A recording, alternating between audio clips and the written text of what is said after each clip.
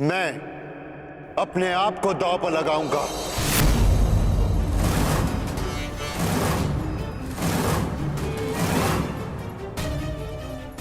नहीं ज्येष्ठ, दांव पर मैं लगूंगा।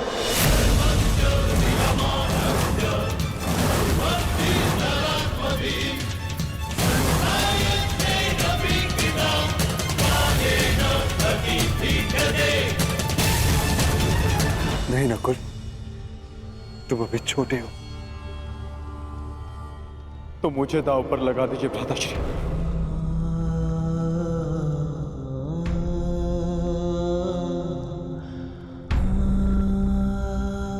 एक अवसर मुझे दीजिए। सही कहा था मामा श्री ने, पिता की अनुपस्थिति में बड़ा भाई ही पिता होता है। पर मुझे तो एक पल भी ऐसा स्मरण नहीं होता जब आपने मेरा पालन ना किया हो, मुझे प्रेम ना किया हो। हर पल आपने अपना कर्तव्य निभाया है ज्येष्ठ, आज मुझे अपना कर्तव्य निभाने दीजिए। नहीं अनुज, अगर कोई दांव पर लगेगा तो वो मैं। नहीं भ्राता, यदि दांव में मैं हार गया तो आप मुझे युद्ध करके छुड़वा लेंगे, परंतु यदि आप हार गए तो मैं आपको नहीं छुड़वा पाऊंगा भ्राता।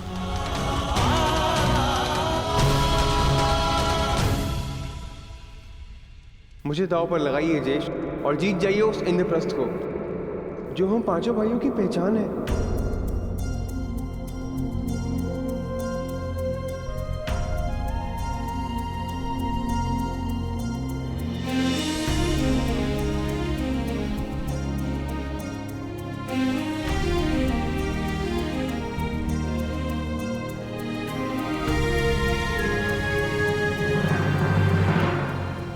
मैं अपने अनुज नकुल को दांव पर लगाऊंगा।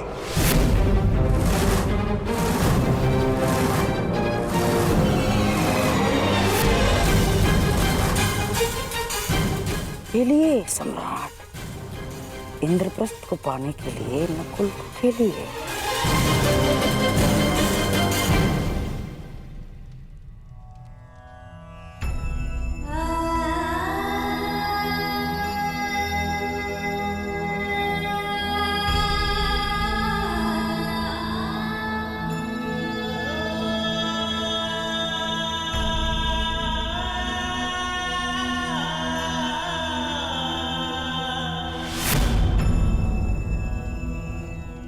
तो बोलिए सम्राट, अब एक ओर है नकुल और दूसरी ओर दुर्योधन ने जीती हुई सारी संपत्ति। इंद्रप्रस्थ समेत।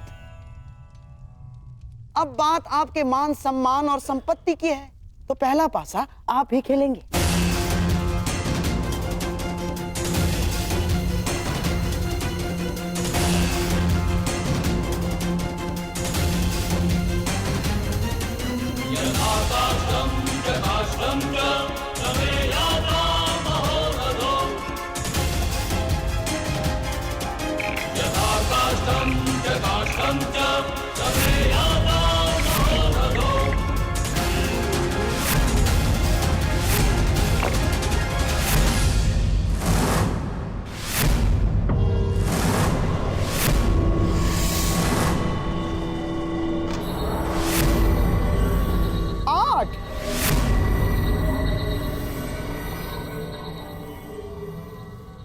अब देखते हैं कि मेरे दुर्योधन के भाग्य में क्या लिखा है।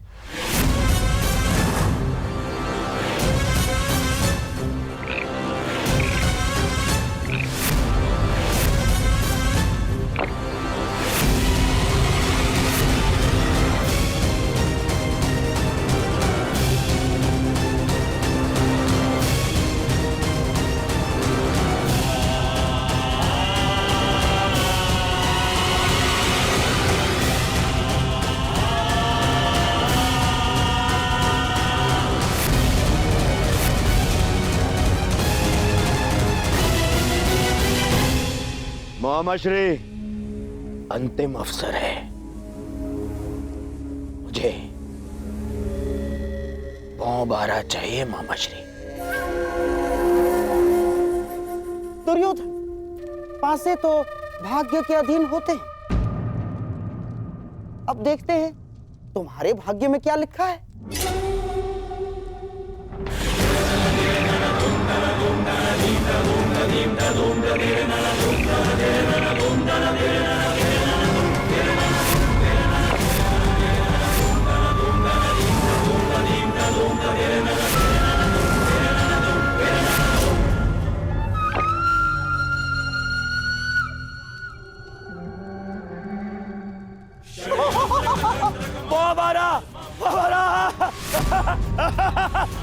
दुशासन, वो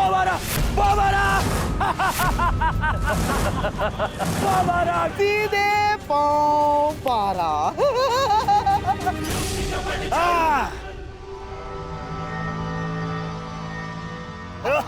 बधाई हो मेरे होने वाले सम्राट। ये पांडव नकुल तुम्हारा दास है। हाँ मामा, हाँ।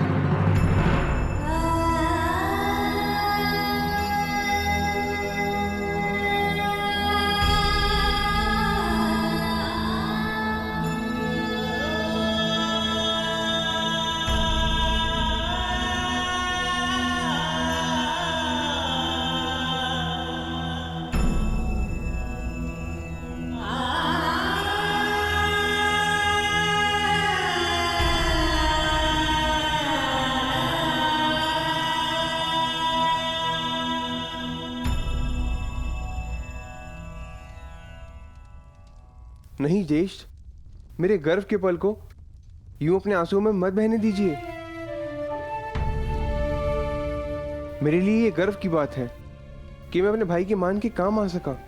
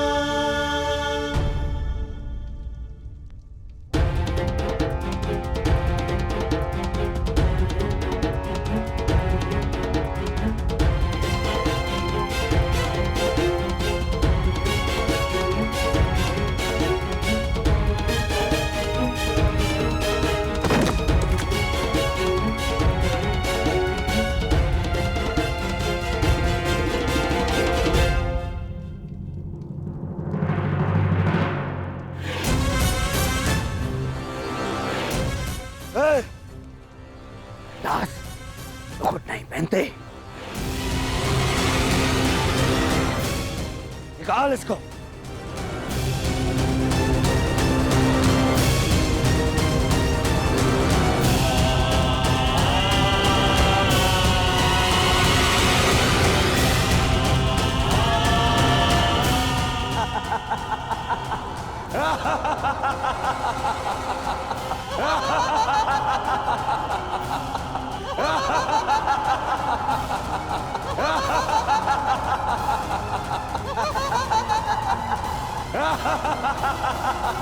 कैसी सभा है ये और कैसा खेल है जिसमें एक भाई को दूसरे भाई का दास बनाकर बिठा दिया गया है।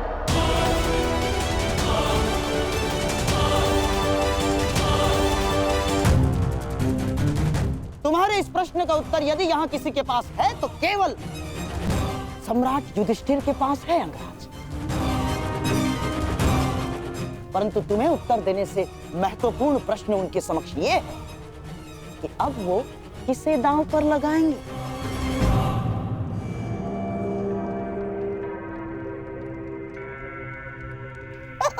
समझ गए अंगराज?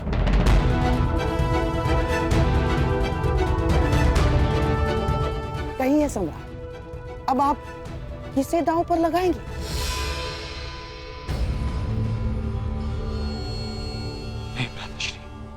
नहीं ज्येष्ठ, अब और नहीं। सोच लीजिए सम्राट, एक और दांव। यदि आप जीते तो ये हारी हुई संपत्ति सारी आपकी, और आपका ये भाई दास नकुल भी। निर्णय आप पर है।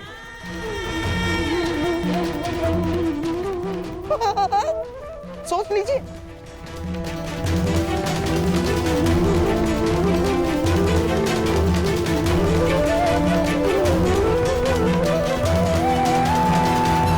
मैं दांव पे लगता हूं।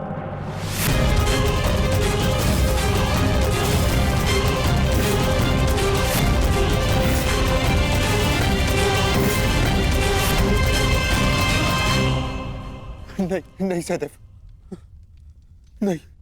ज्येष्ठ, ये दाव इंद्रप्रस्थ को पाने के लिए नहीं, अपने अनुज को पाने के लिए खेली।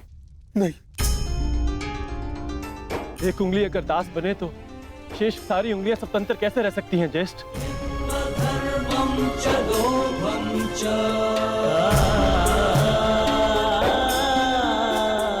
मुझे विश्वास है कि आप मुझे अवश्य जीत लेंगे, और नकुल को भी।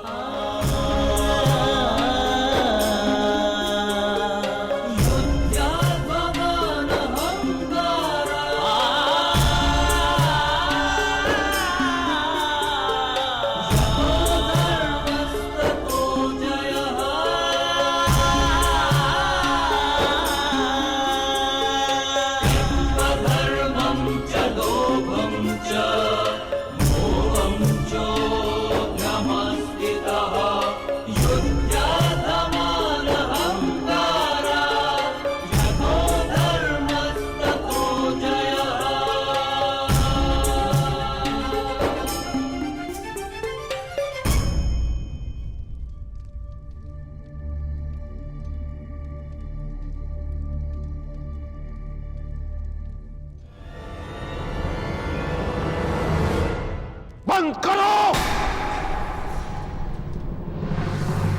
इसे क्षण समाप्त करो, इस खेल को, इसे क्षण!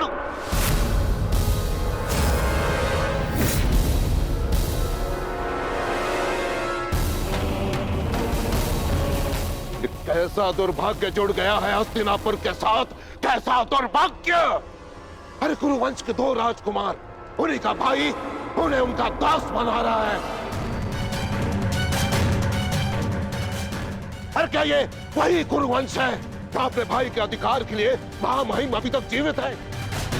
क्या ये वही कुरुवंश है जहां महाराज पांडु अपने राज्य, अपने पुत्रों को अपने भाई के विश्वास पर छोड़कर चले गए थे? आचार्य, नियम ये है कि कोई भी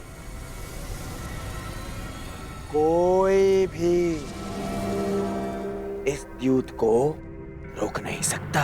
सम्राट नियमों से बंधे हुए हैं, महामहिम भी नियमों से बंधे हुए हैं, परंतु मैं नहीं दुर्योधन।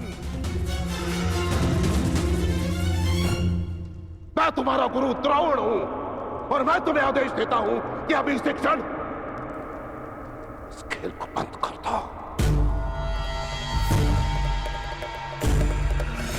आप अपनी शिक्षा का मूल्य, अपनी गुरु दक्षिणा ले चुके।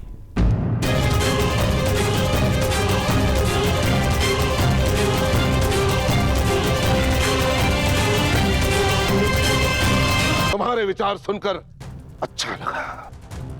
अब गुरुवंश में गुरु की शिक्षा मूल्य से चुकाई जाएगी। यहां उपस्थित सभी सभासद सुन ले, यदि एक चौसर इस क्षण बंद न हुई तो परशुराम शिष्य द्रोण के बाणों को कोई नहीं रोक पाएगा, कोई भी नहीं।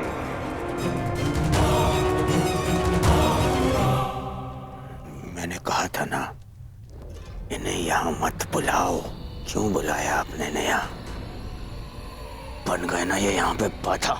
तुम भूल रहे हो दुर्योधन, इस बाधा के उपचार को भी मैंने साथ ही में आमंत्रित किया है।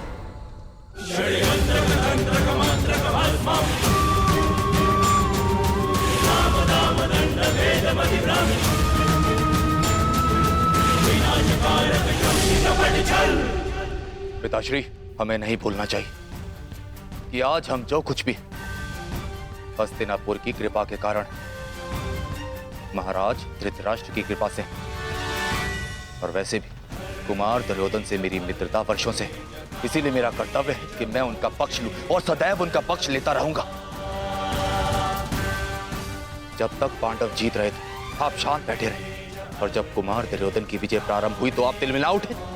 यदि आज आपने इस सभा को त्याग दी तो आपके और मेरे पिता और पुत्र के संबंध को त्याग के जाएंगे आप यहां से।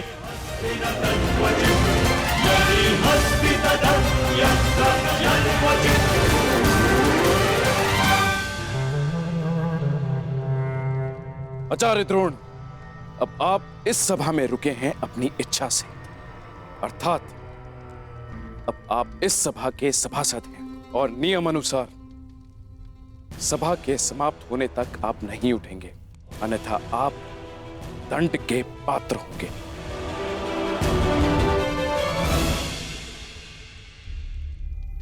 भावुक हो गया मैं। धन्य हो सम्राट, कितने भाग्यशाली हैं आप। तो सम्राट, क्या आपके भाग्य को एक अवसर देंगे? दांव पर लगाएंगे सहदेव को?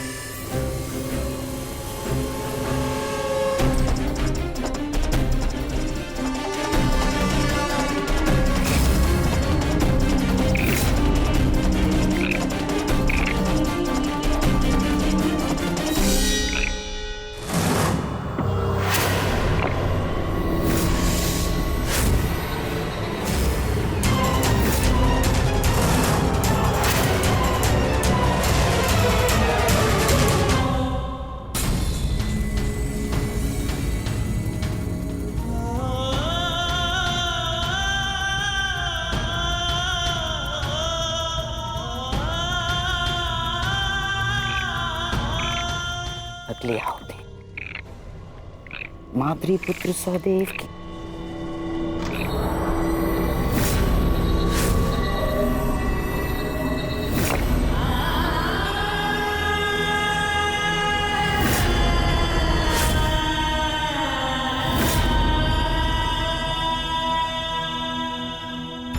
महारानी, सम्राट नकुल सहदेव को हार चुके हैं।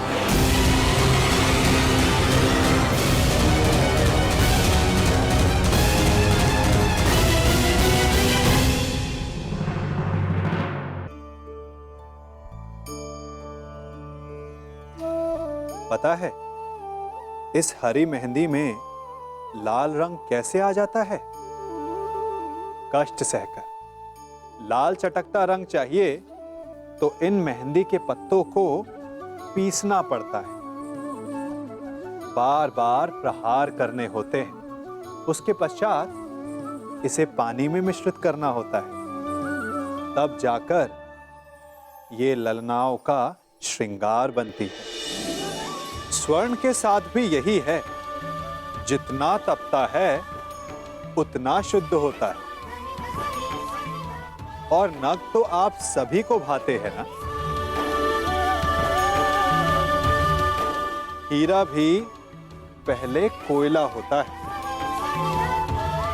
धरा के भीतर का ताप सहकर, उसका दबाव सहकर इसके भीतर ये चमक आती है। आप समझ रहे हैं ना मैं क्या कह रहा हूं? जितना आप कठिनाइयों से जूझेंगे, आपका व्यक्तित्व उतना ही निखरेगा। कठिनाइयों की भट्टी में जितना तपेंगे, आपका चरित्र उतना ही निखरे।